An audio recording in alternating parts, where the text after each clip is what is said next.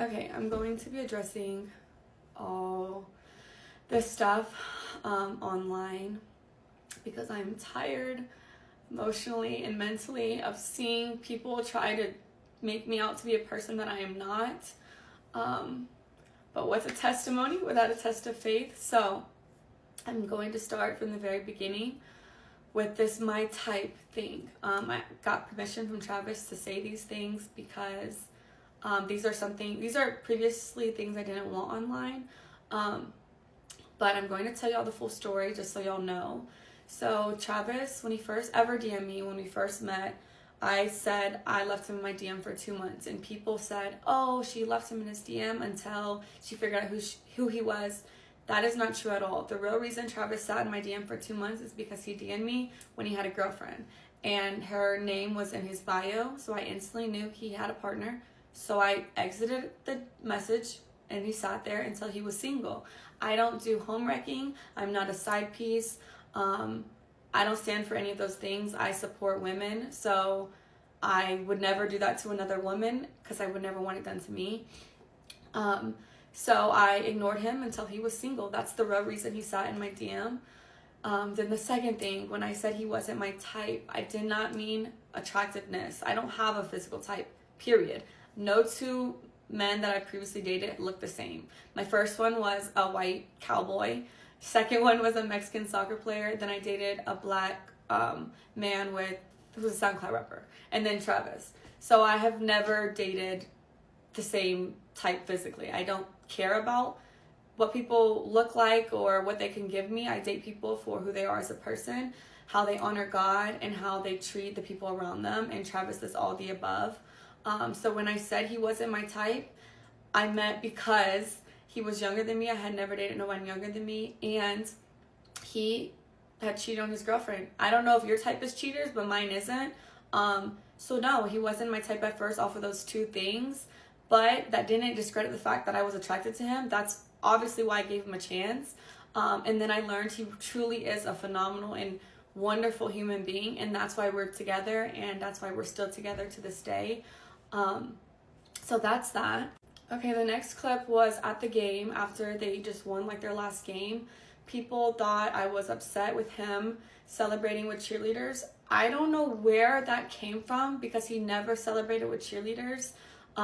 So that I don't know where that started, but that's not what I said. But what y'all didn't see before the clip, me and him were talking. We had already interacted. I had already said congratulations. I had already kissed him over the fence that we couldn't get through.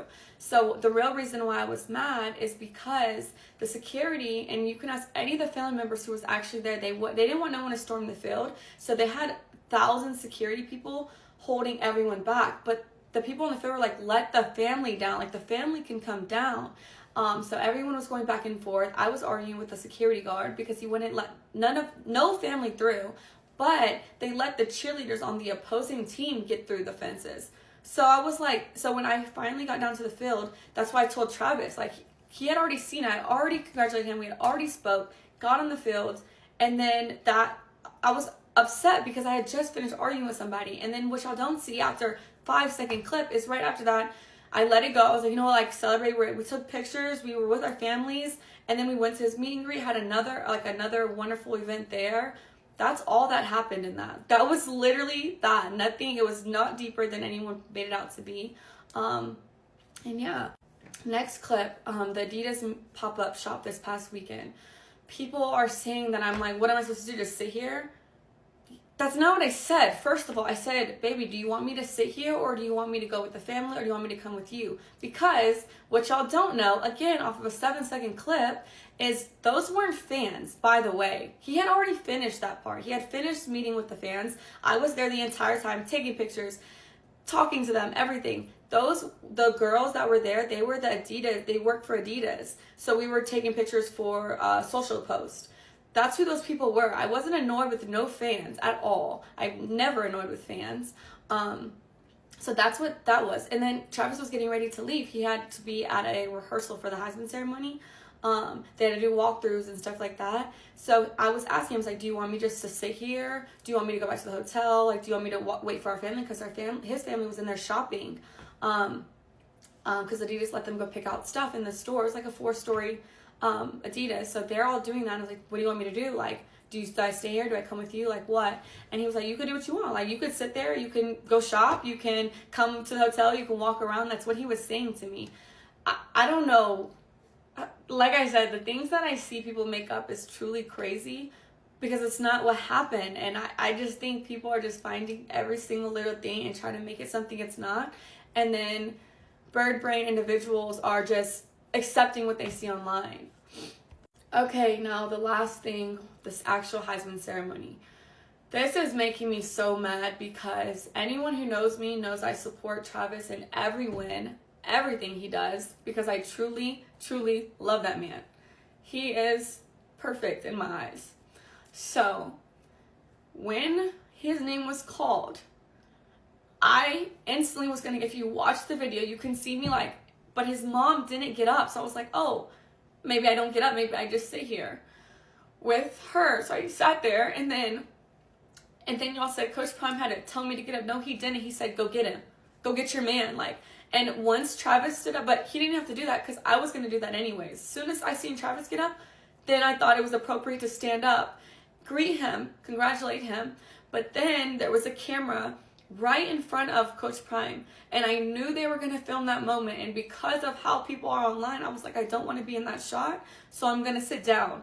So I try to sit down so I'm not in the camera while I'm crying. People are going to be like, oh, why is she crying? Like, you know, stuff like that. And so I got out of the camera purposefully so they can have their moment. That's all it was. No one told me to stand up. No one had to tell me to celebrate with him. I was just sitting there crying. I wanted to take it in myself too. I was super excited for him. But I wanted the moment to be about him and his family. And that's another thing. People are like, why did he sit next to her? Why was his mom? We had assigned seats. I didn't have a choice where I sat. They are obviously going to put someone and their partner together. So I had the seat right next to him because that was my assigned seats. I didn't have a choice. And then the hugging thing. Travis came and hugged me because he just went down the line. I was first in line, then his mom, then Coach Prime. He came straight to me first. I didn't tell him to do that. I didn't have to tell him to do anything. He's a grown man. He can do what he wants. But yeah, everyone is making this crazy narratives in their head. So I just wanted to clear it up.